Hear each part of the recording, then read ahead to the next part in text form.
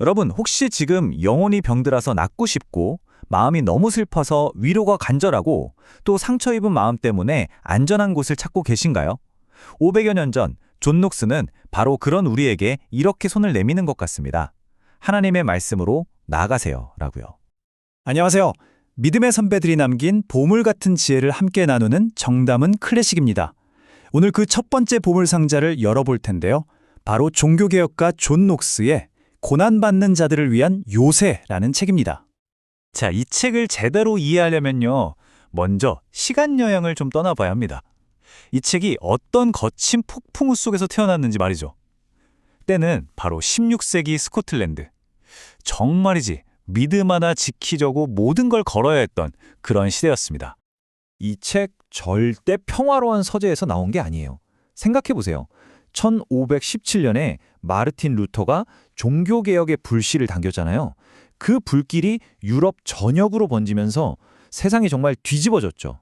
특히 1500년대 중반 스코틀랜드는 말 그대로 전쟁터였습니다. 종교와 정치가 뒤엉켜서 그야말로 혼돈의 도가니였죠. 바로 이런 상황 속에서 1554년 존 녹스는 쫓기는 몸이 됩니다. 박해를 피해서 망명길로 오른 거예요. 이 책은요, 바로 그 쓸쓸한 망명지에서 자기가 돌보던 성도들을 그리워하면서 그 애끓는 마음으로 한자 한자 써내려간 편지였던 거죠. 이 편지들이 모여서 나중에 1580년에 런던에서 책으로 나오게 된 겁니다. 우리가 보통 존 녹스 하면 막 불같은 카리스마의 종교개혁가 이런 이미지를 떠올리잖아요. 그런데 이 책을 딱 펼치면 완전 다른 사람을 만나게 돼요. 성도 한 사람 한 사람의 아픔을 누구보다 깊이 걱정하는 정말 따뜻한 목회자 존 녹스를요. 몸은 비록 멀리 떨어져 있지만 이 편지로나마 어떻게든 그들을 붙잡아주고 싶었던 그 마음이 글자 하나하나에서 느껴지는 것 같아요. 녹스가 책에서 이런 말을 해요. 아마 사람들은 내가 왜 도망쳤는지 묻겠죠. 근데 이건 확실해요. 내가 죽는 게 무서워서 도망친 건 아니었다는 거. 이 말을 듣는데 마음이 좀 찡하더라고요. 얼마나 고민이 깊었을까요? 자기 목숨 걱정보다 뿔뿔이 흩어져서 고통받고 있을 성도들, 그 양떼 걱정에 밤잠 못 이루면서 기도하고 글을 썼던 그 목회자의 진심, 바로 그게 이 책의 시작이었던 겁니다. 자, 그럼 그 거센 폭풍우 속에서 존 녹스는 과연 어떤 위로의 말을 건넸을까요? 이제 본격적으로 책의 심장부로 한번 들어가 보겠습니다. 그가 말하는 고난의 진짜 의미는 무엇인지 같이 한번 찾아보시죠. 여러분, 고난하면 뭐가 떠오르세요? 보통은 재수 없는 일, 피하고 싶은 것? 이렇게 생각하잖아요. 근데 존 녹스는 완전 다르게 봐요. 고난은 그냥 우연히 일어나는 불행이 아니라는 거예요. 이건 하나님이 직접 우리에게 보내시는 시련이라는 거죠. 그러면서 이런 말을 해요. 좋은 일이든 나쁜 일이든 그 모든 게 다 하나님이 주시는 선물이라는 걸 아는 것. 바로 이게 하나님의 자녀를 구별하는 아주 중요한 특징이라고요. 이 관점 하나만 딱 받아들여도 우리가 고난을 바라보는 눈이 완전히 달라지지 않을까요?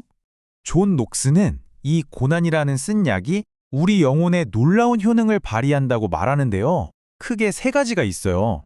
첫째는 죄를 정말 제대로 미워하게 만든다는 거예요. 죄가 이렇게 무서운 거구나. 뼈저리게 느끼게 하는 거죠. 둘째, 우리가 그렇게 손에 꽉 쥐고 싶어 했던 이 세상의 것들 있잖아요. 그게 얼마나 허무하고 덧없는지를 똑똑히 보게 해줘요. 그리고 마지막 셋째, 내 힘으로 다 할 수 있어 하는 그 교만한 마음을 싹 꺾어준다는 겁니다. 우리를 겸손하게 만드는 거죠. 이 비유 정말 기가 막히지 않나요? 고난이 바로 하나님이라는 위대한 의사가 우리의 썩은 본성을 치료하기 위해 특별히 제조한 약이라는 거예요. 입에는 엄청 쓰겠죠. 하지만 교만, 배은망덕 같은 우리 영혼을 죽이는 치명적인 병을 고치는 데는 이만한 명약이 없다는 겁니다. 이렇게 고난을 하나님의 사랑이 담긴 처방전으로 볼 수만 있다면 그 끔찍한 고통 속에서도 우리는 하나님의 선한 손길을 발견할 수 있게 되는 거예요. 자, 지금까지 500년 전의 지혜를 쭉 살펴봤는데요. 사실 이제부터가 진짜 중요하죠. 그래서 그게 지금 나랑 무슨 상관인데 하는 질문이요. 이 오래된 지혜가 오늘을 살아가는 바로 나의 삶에 어떻게 들어올 수 있을까? 우리 삶의 이 튼튼한 요새를 어떻게 지울 수 있을지 지금부터 같이 한번 생각해봤으면 좋겠어요. 맞아요. 바로 이 질문이 핵심이에요. 시대도 세상도 500년 전과는 비교도 안 되게 변했죠. 하지만 변하지 않은 게 딱 하나 있어요. 바로 우리 인생에 여전히 폭풍우가 몰아친다는 사실이죠. 그러니까 이 오래된 지혜를 오늘 바로 내 삶의 언어로 어떻게 다시 번역해낼 수 있을까? 그 방법을 한번 찾아보자는 겁니다. 우리가 만나는 폭풍우는 아마 이런 모습들이겠죠. 정말 숨막히는 직장에서의 스트레스, 내 맘대로 하나도 안 되는 자녀 문제, 당장 내일이 어떻게 될지 모르는 불안감, 또 갑자기 찾아온 병이나 사람과의 관계에서 오는 그 찢어지는 아픔들. 겉모습은 다 다르지만 이 모든 게 결국 우리 영혼을 뿌리채 흔드는 고난이라는 점에서는 똑같습니다. 자, 이런 폭풍우 앞에서 우리에겐 두 가지 선택지가 있어요. 첫 번째는 세상적인 반응이죠. 왜 나야?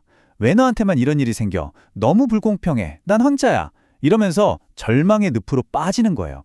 하지만 존 녹스가 말해준 그 요새 안으로 피하면 반응이 달라져요. 하나님이 이 일을 통해서 나한테 뭘 가르쳐 주시려는 걸까? 분명 나에게 좋은 점이 있을 거야. 하나님은 나의 피난처시니까. 이렇게 질문을 바꾸고 소망을 붙드는 거죠. 바로 이게 우리 마음속에 믿음의 요새를 실제로 지어가는 과정인 겁니다. 자, 이제 슬슬 이야기를 마무리할 시간인데요. 500년이라는 어마어마한 시간을 훌쩍 뛰어넘어서 존 녹스의 목소리가 오늘 우리에게 남기는 그 깊은 울림이 뭔지 마지막으로 한번 정리해 볼게요. 오늘 우리가 나눈 이야기에서 꼭 기억했으면 하는 핵심 메시지 4가지를 꼽아봤어요. 첫째, 내 고난은 절대 의미 없는 게 아니다. 이건 하나님의 손에 들린 도구다. 둘째, 고난은 내 영혼의 교만을 치료하고 나를 하늘 보게 만드는 약이다. 셋째, 진짜 안전한 반석은 내 능력이 아니라 하나님의 선하심이다. 그리고 마지막으로, 이거 정말 중요해요.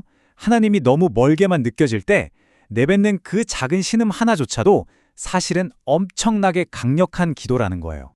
녹스가 자기가 따르던 영적인 어머니에게 보낸 편지를 이렇게 마무리해요. 어머니, 소망을 가지세요. 계속해서 소망을 기대하세요. 제발 부탁이니 아무런 소망이 보이지 않을 때조차도 소망을 가지세요.